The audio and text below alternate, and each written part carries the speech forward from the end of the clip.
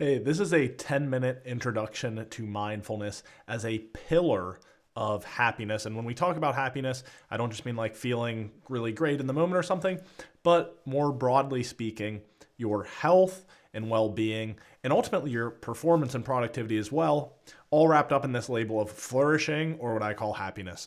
So let's get into it. So have you heard of mindfulness? You've maybe heard the term, but you're just kind of like, well, what is that? I know maybe it's good or it's popular. And probably the simplest definition I'd give is awareness. And it is awareness that comes through paying attention on purpose to the present moment, non-judgmentally. Now, that is the definition that comes from the clinician, Jon Kabat Zinn, who helped to bring mindfulness training into clinical applications in medicine, etc. So let's break that down. You're paying attention on purpose. So there's a degree of intention that you're coming back to the present moment.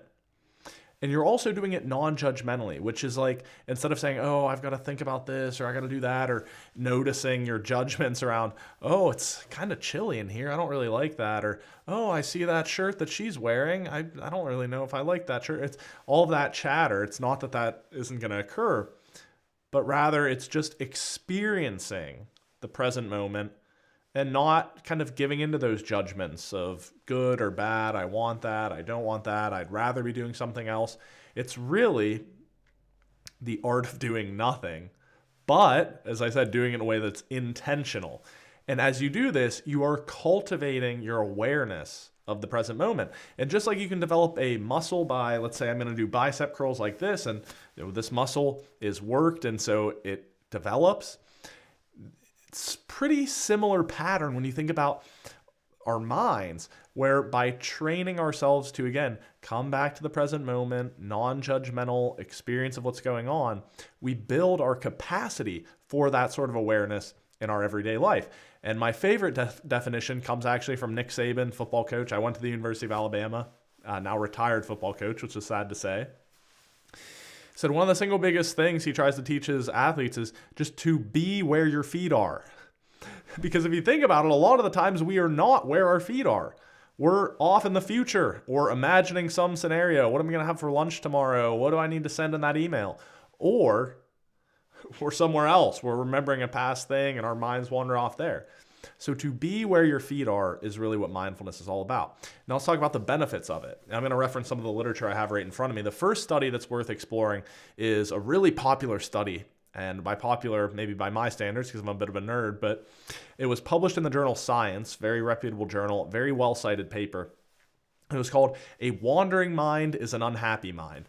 And just from the title, you get a lot of what the paper showed. So they had a really interesting design on this research. They took about 2,000 plus adults, I think it was 2,200 or something like that, and they devised, using an app, a system to check in with them throughout the day. And so they did this over several weeks. They would check in, and really the two things they checked in on are, number one, what are you doing? And number two, how are you feeling? And they started with that, and they started to figure out how people's state of mind was as they did certain activities. But here's the key thing. They also looked at how present they were in whatever activity they were doing. So they tried to gauge, like, are you fantasizing, or is your mind wandering off about something, or are you kind of invested and engaged in whatever it is that you're doing? Here's what they found, is that consistently across the board, the more people's minds wandered, the more they were not engaged in whatever it is they were doing, the less they were enjoying their experience. And now here's where it gets interesting, is you might be thinking, oh, well, it might depend on how much they enjoyed the activity. So for instance, if you are doing housework that you hate and your mind was wandering off, that might be nice because it's sort of distracting you. Incorrect. Actually, in this case, those people were generally less happy in that moment when their mind was wandering. You also might think, well, does it depend on what your mind was wandering off to? Because you could be having like a really beautiful daydream about this amazing piece of chocolate cake, and while I'm eating it, I'm flying on my own private jet or whatever, right? Or you could be like worrying about all the things that could go wrong. It turns out, a positive note is that the researchers found that we generally tend to mind wander to more positive things, which is nice. But surprisingly, again, even when your mind wandered to more pleasant things, you tended to be less happy when it was not engaged in whatever activity you were doing at present. So what this study showed is it's one of the most robust and comprehensive analyses of happiness that's really ever been done in a purely scientific lens. And it showed that across the board, a wandering mind is in fact an unhappy mind. And so mindfulness is helping, again, to train our capacity to reduce mind wandering, to be more engaged and immersed in whatever it is that we're doing. And ultimately, it shows is going to make us happier. Now, some other important benefits. We can't highlight all of them here, but I want to emphasize that it's not just about happiness. It's also about performance and productivity. So 3 other studies here. Stress management, emotions and kind of emotional stability, and your focus. So Hoffman et al. Is a 2010 paper that looked at 39 studies of mindfulness-based stress reduction and other mindfulness therapies, and they found that it improves stress management. So it's going to increase generally your positive emotions and reduce anxiety and negative emotions. Moore and Malinowski, 2008 paper, found that people who have experience with meditation are better on most measures of attention and focus. Then a final paper, Ortner et al. 2007, mindfulness practitioners are less emotionally reactive. So how about this for a study? This would be fun, right? They bring people in and they basically show them disturbing or upsetting images, and then they measure how emotionally charged they are. I don't know how they got people to sign up for that study, but can you imagine someone calls you, you're like, hey, you have anything going on this weekend? We'd like to have you come into the lab and look at some horrible pictures, and we're going to test how upset they make you. And you're like, oh, I guess I don't have that much going on. So I don't know where they found these people, but that is what they found. So just to highlight the benefits, right? It's happiness, of course, but also your cognitive performance, your emotional intelligence, your relationships, right? You're going to be better off emotionally. You're going to be less stressed. You're going to have improved focus and concentration and an overall improved quality of life if you cultivate this capacity for mindfulness. So how do we do it? The simplest way I can explain meditation is just a form of mental fitness. Earlier, I gave the analogy of weightlifting for a muscle and how you develop that muscle's capacity. Same thing. You can practice being mindful. You can practice being aware. And that's all that meditation is. It's not something mystical. So first, if you want to experiment with a mindfulness or meditation practice, I'm going to say that you need 3 things. Okay? 1, 2, 3.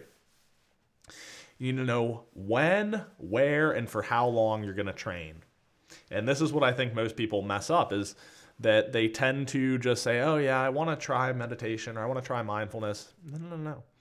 It's just like going to the gym, right? You need to say, when am I going to do it? Where am I going to do it? For how long? So I recommend a good starting place is 10 minutes, first thing in the morning, and just pick some spot in your home or wherever you'll be in the morning that can be kind of a dedicated space. So I'm going to go to that chair. I'm going to go to the sunroom, or I'm going to go to the little cushion I buy at the foot of my bed, whatever. That's important for building the habit because you need to have some sort of trigger that says, okay, I'm going to do X at this time and for how long. Because if you think about it, it's kind of like, imagine if you showed up to the gym and your personal trainer was there and said, hey, we're going to go for a run today. And you said, how far, how long? And he's like, I don't know. You'd be like, well, you wouldn't even want to start. So those are the 3 ingredients you need. And then you can actually start to practice mindfulness. So all it is, we said at the outset, the definition was the ability to pay attention on purpose in the present moment, non-judgmentally. So you're just going to do that. So you're going to practice paying attention on purpose to the present moment without judgment. And you can start by using your breath as something that you direct your focus to. You could direct your focus to just whatever's happening in front of you, or to awareness itself. You are just noticing your ability to notice.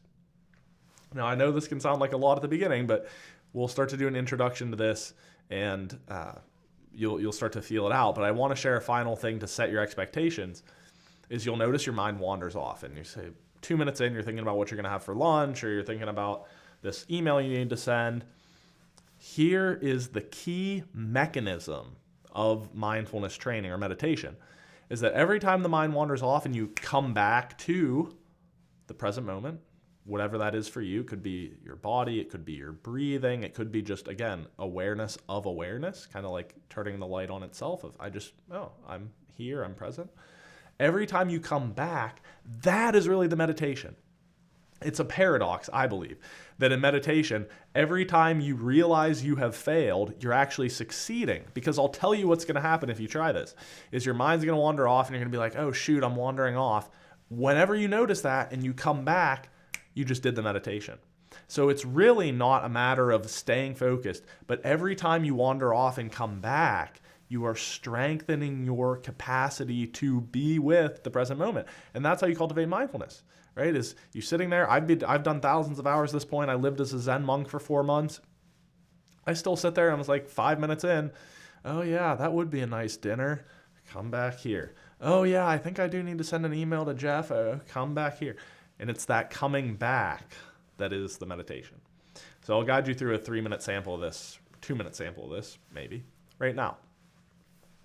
So here is a practice I suggest you start with that I think will help you because it's actually been shown to reduce anxiety and reduce arousal levels in the nervous system, which is kind of like your stress level, very rapidly. And an additional benefit is because I'm going to give you a little bit of guidance, it's easier to focus, right? Because you can imagine just meditation, if you're just kind of trying to focus on nothing, which is a form of meditation, it's a little bit harder, but if I tell you to do a certain breathing pattern, it helps to anchor your attention to something, okay? So here's what we'll do, is what you want to practice is an introduction to a breathing pattern where you want to make your exhale kind of an extended sigh that is roughly twice as long as your inhale. So if you find your natural in-breath is 3 or 4 seconds, it's pretty common.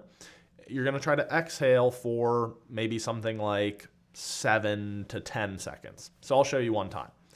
So I'm going to come in through my nose. Then exhale a slowed, controlled sigh.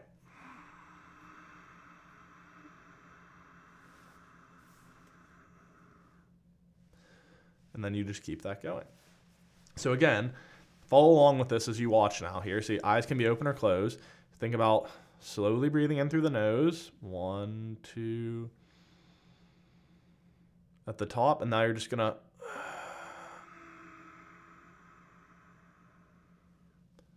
keep this pattern going.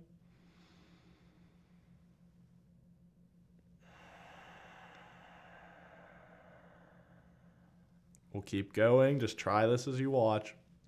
Again, roughly 5 to 7 in, and then trying to roughly double that out. Could be a little shorter, could be longer, whatever's comfortable.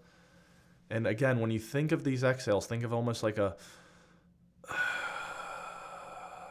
releasing sigh, like you just sat on the couch. And it can be audible like mine, which I'm doing so that you can hear it, or it could just be totally silent.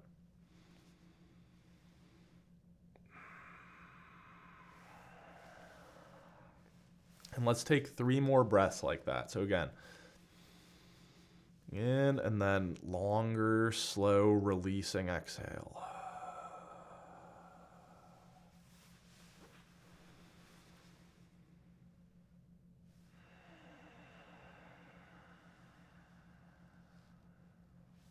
One more.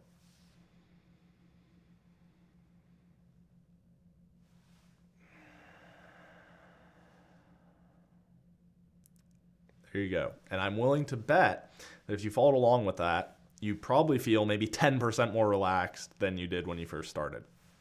So again, that is important because research has shown that these extended exhalation patterns produces a down-regulating effect in the nervous system, which helps you to sort of relax and center. So that's one type of meditation. And the idea there is that you're focusing on that breathing pattern. And when the mind wanders off, you come back and there's the meditation. But you don't have to do it that way. You can focus on normal breathing. You can focus on your body. And I'm happy to share a toolkit of other practices you can use. But that basic idea is that you are focusing on something in the present moment, your body, your breathing, or just the moment itself. And you bring the mind back over and over. And as you do that, you're strengthening your capacity for awareness, the ability to be where your feet are, which is going to help you to be happier, healthier, and more resilient when it comes to things like stress, emotions, etc. So there you have it, an introduction to the first pillar of happiness, one of the first pillars, which is mindfulness. Hope you enjoyed this video.